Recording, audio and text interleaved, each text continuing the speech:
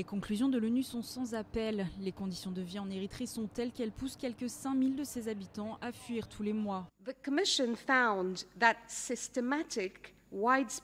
La Commission a établi que des violations systématiques et à grande échelle des droits de l'homme ont été et sont commises en Érythrée sous l'autorité du gouvernement.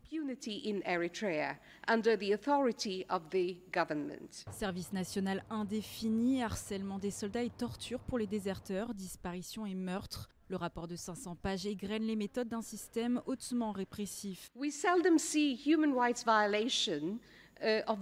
ne voit que rarement des violations des droits de l'homme de cette ampleur.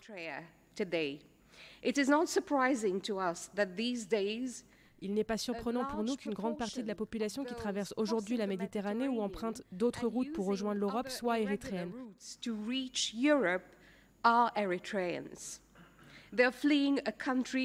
Ils fuient un pays qui n'est pas dirigé par les lois, mais par la peur.